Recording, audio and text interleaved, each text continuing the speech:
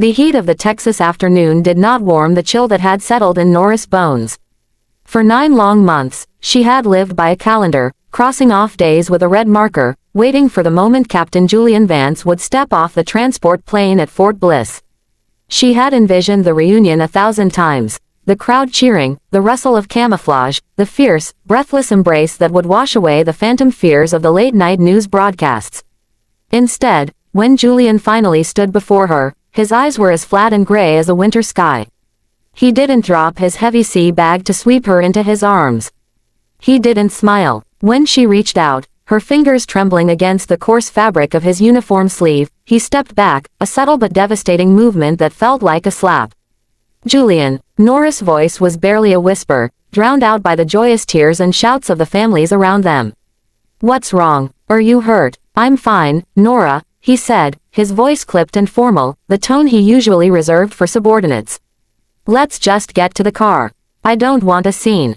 The drive back to their off-post house in El Paso was conducted in an agonizing, suffocating silence. Nora stared out the passenger window, her chest tight. She had spent the last 2 weeks meticulously deep-cleaning the house, stocking the pantry with his favorite foods, and buying a beautiful new dress that now felt like a foolish, desperate plea for attention.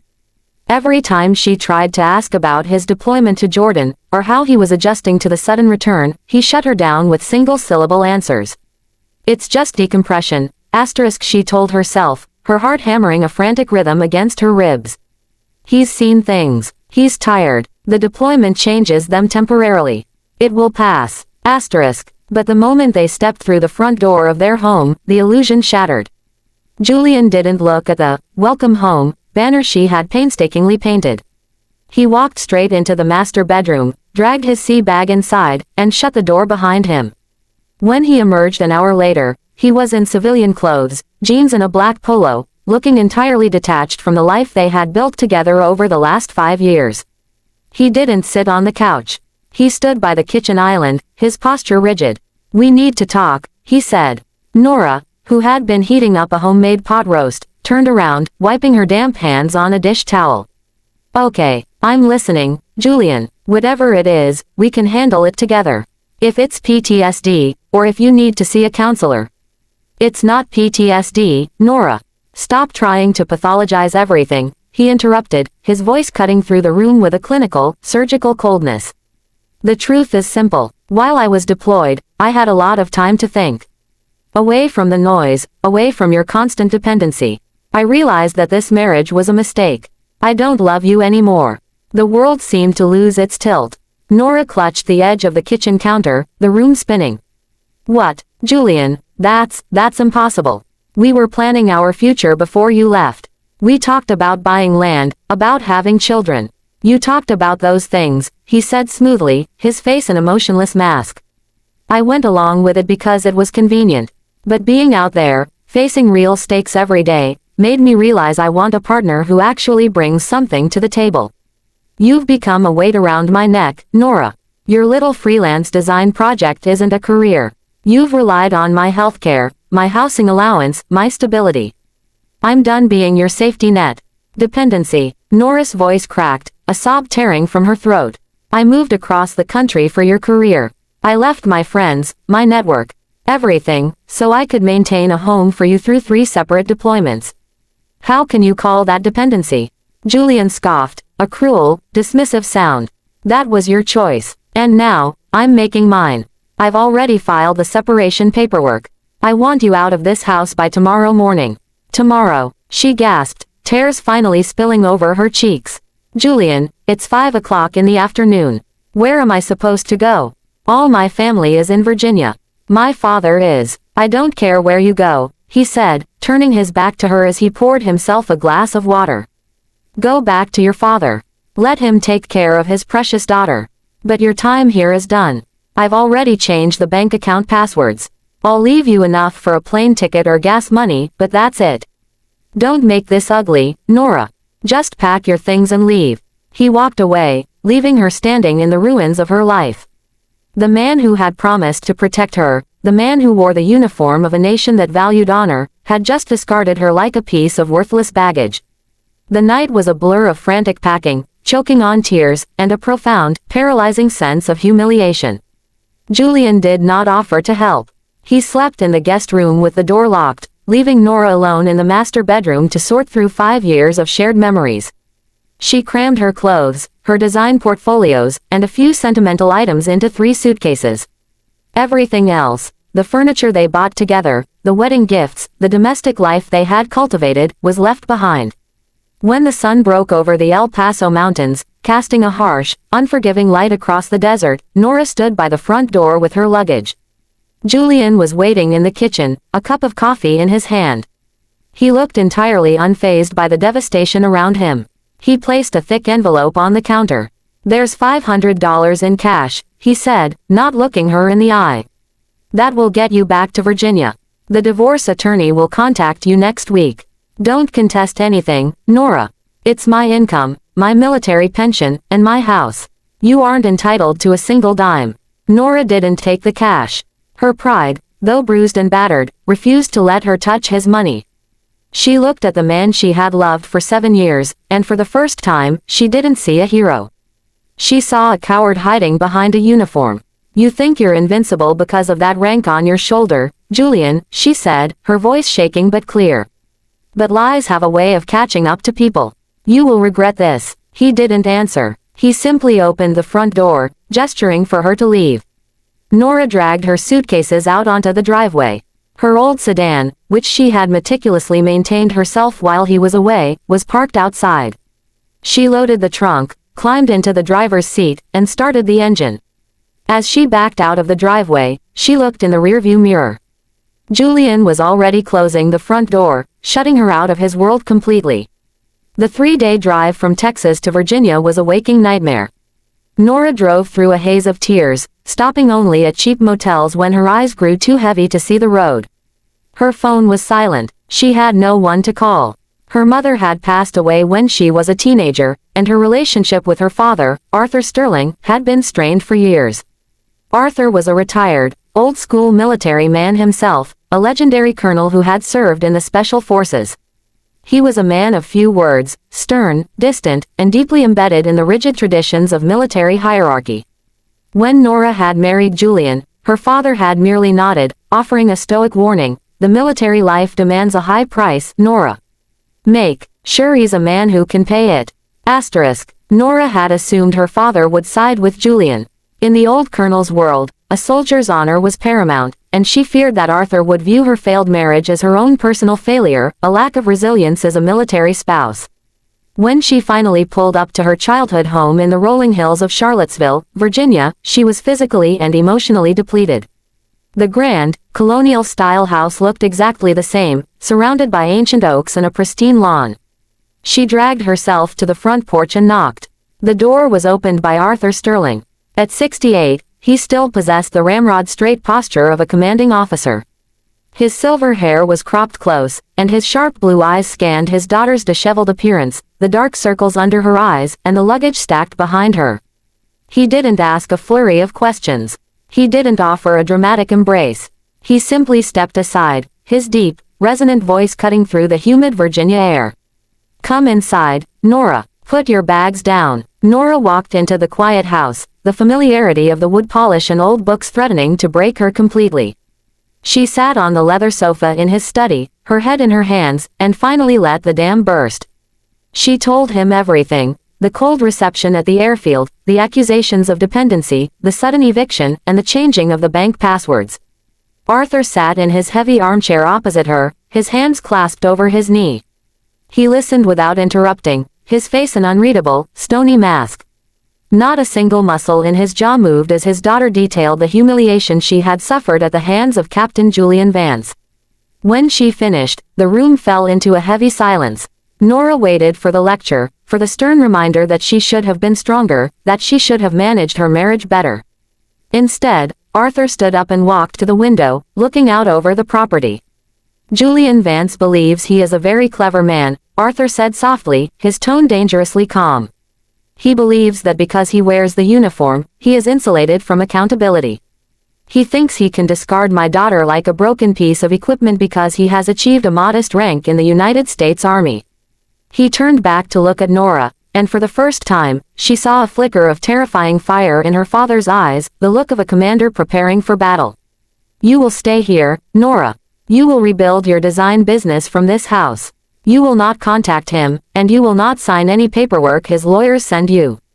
Let me handle Captain Vanilla. Back in El Paso, Julian Vance was living the life he believed he deserved. With Nora gone, he no longer had to pretend to be the dedicated family man.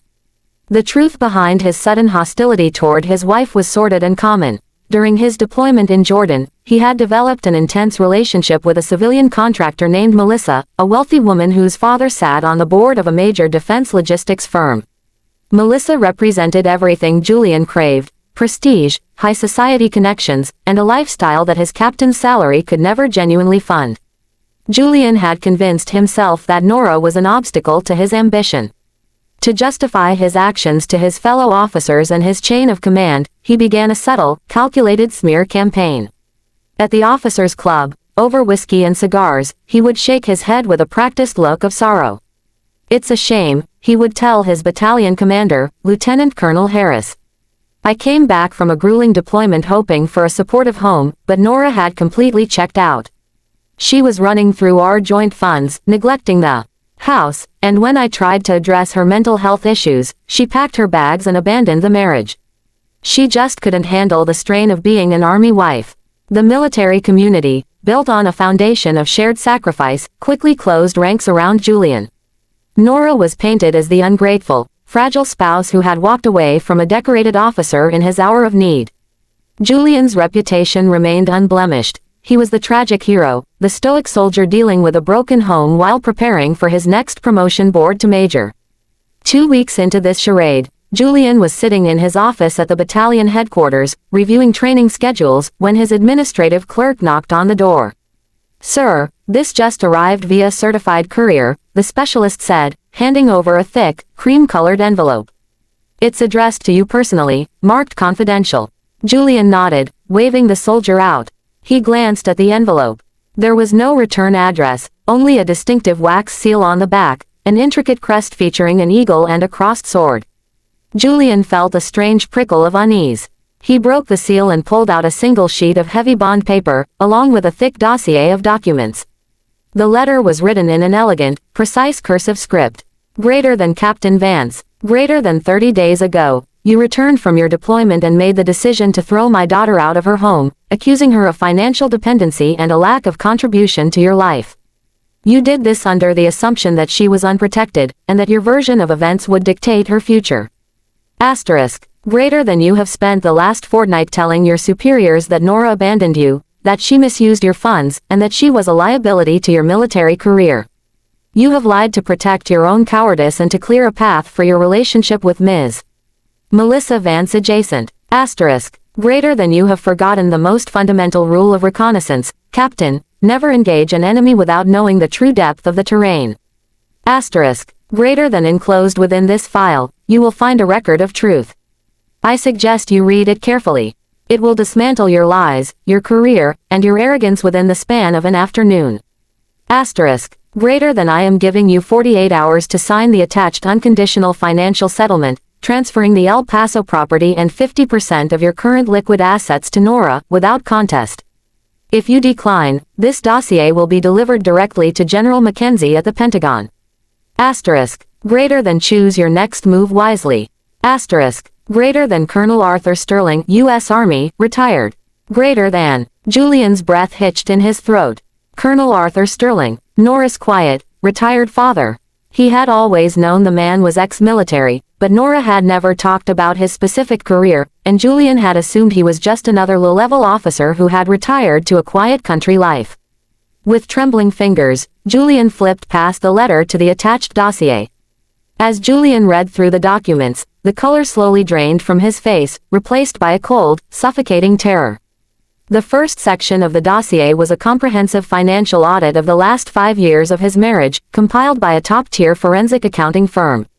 Julian had spent years telling himself that his military salary was the bedrock of their household. But the audit revealed a completely different reality. When they were first married, Nora had received a substantial inheritance from her maternal grandmother, a trust fund valued at over $450,000. Because she wanted to protect Julian's pride, she had never flaunted the money. Instead, she had quietly used the dividends and capital gains from that trust to pay off Julian's premarital debt, fund the down payment on their El Paso home, and cover the high-end renovations he loved so much. Furthermore, the audit showed that Nora's little freelance design project was actually a highly profitable, registered LLC that she operated under her maiden name to keep her professional life separate from the military community. Over the last 3 years, her business had pulled in an average of $120,000 annually, nearly double Julian's captain's salary. She hadn't been living off his housing allowance or his salary, he had been living in luxury funded by her quiet, unpretentious success. She had allowed him to play the role of the primary provider because she knew how fragile his ego was regarding his military identity. But the financial revelations were nothing compared to the second section of the dossier. Julian stared at a series of detailed, time-stamped photographs, flight manifests, and hotel receipts. It was a meticulous record of his affair with Melissa in Jordan. The dossier contained copies of encrypted text messages, emails, and financial transfers where Julian had used his government-issued travel card to fund weekend getaways at luxury resorts in Oman under the guise of official reconnaissance detachment duties. This wasn't just infidelity, it was a direct violation of the Uniform Code of Military Justice (UCMJ). Article 134 adultery and Article 132 frauds against the United States were clearly applicable here. In the military, using government funds to facilitate an affair while deployed was a career-ending offense that carried the penalty of a court-martial, dishonorable discharge, and federal prison time. Julian felt the room closing in on him. His throat was completely dry. He flipped to the final page of the dossier. It was a biography of Colonel Arthur Sterling. Julian's eyes widened as he read the decorations and assignments. Arthur Sterling wasn't just a retired colonel. He was a recipient of the Distinguished Service Cross, a former commander of the 5th Special Forces Group, and currently served as a senior civilian advisor to the Joint Chiefs of Staff at the Pentagon. He was a personal friend of General Mackenzie, the very man who presided over the upcoming promotion boards. With a single phone call, Arthur Sterling could turn Julian's life into a smoking crater. The lies Julian had told his battalion commander would look like pathetic, treasonous jokes in the face of this evidence. Suddenly, the intercom on Julian's desk buzzed, making him jump. "Captain Vance," his clerk's voice echoed through the speaker. "Lieutenant Colonel Harris wants to see you in his office immediately. Bring the updated quarterly readiness report." Julian looked down at the dossier, then at his shaking hands. The uniform that had felt like armor that morning now felt like a straitjacket. He stood up, his legs weak, and locked the envelope in his secure desk drawer before walking down the corridor to his commander's office. Lieutenant Colonel Harris was sitting behind his large oak desk, the walls adorned with unit guidons and photographs of combat tours. He looked up as Julian entered, his expression pleasant. "Ah, Vance, come in, sit down," Harris said, gesturing to a leather chair. "I just wanted to catch up before the weekend. I've been reviewing your file for the Major's Board, and everything looks stellar. Your evaluation reports from Jordan are top-notch." "Thank you, sir," Julian said, his voice sounding hollow to his own ears. He sat down, trying to maintain his military bearing, but his chest was so tight he could barely breathe. Harris leaned back, his expression turning sympathetic. "I also wanted to say, I'm sorry about the situation with your wife. It's tough when they leave like that, especially right after a deployment. It takes a toll on a man. If you need some time off, or a flexible schedule to deal with the legalities, you just let me know. The unit has your back." Julian looked at his commander, a man who respected him, a man he had directly lied to just days prior. The weight of the dossier sitting in his desk drawer seemed to press down through the walls of the building. He realized, with a sickening certainty, that if he didn't comply with Colonel Sterling's demands, Harris would be the one handing him the court-martial paperwork. "Thank you, Colonel," Julian managed to say, his jaw tight. Actually, the situation with Nora is evolving. We are working through an amicable settlement. It might be resolved sooner than I thought." Good, Harris nodded, satisfied. "Keep your head down, Vance. Focus on the mission. Don't